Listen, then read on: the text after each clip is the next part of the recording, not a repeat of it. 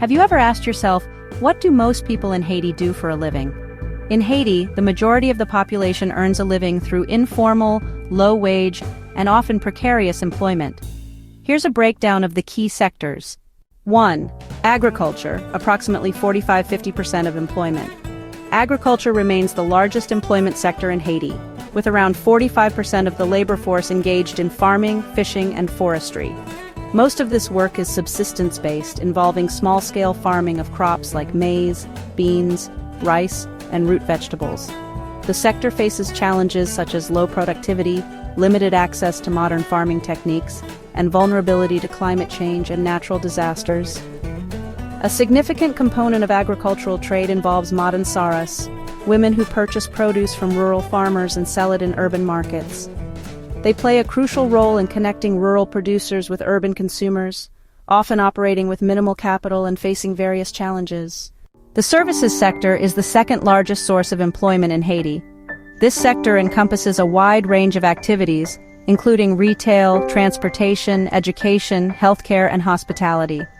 However, much of this employment is informal, characterized by irregular hours, low wages, and a lack of job security. The industrial sector in Haiti is relatively small, comprising about 11% of the labor force.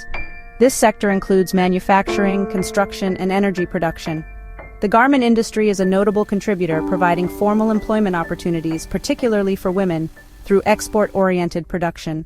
A significant portion of Haiti's workforce is employed in the informal sector, which includes street vending, small-scale trading, domestic work, and various services. This sector is characterized by a lack of formal contracts, job benefits, and social protections. In urban areas like Port-au-Prince, the informal sector accounts for a substantial share of employment. Haiti faces several challenges that impact employment, including political instability. Ongoing political crises have disrupted economic activities and deterred investment. Inadequate infrastructure, poor transportation and energy infrastructure hinder business operations and access to markets. Limited access to credit.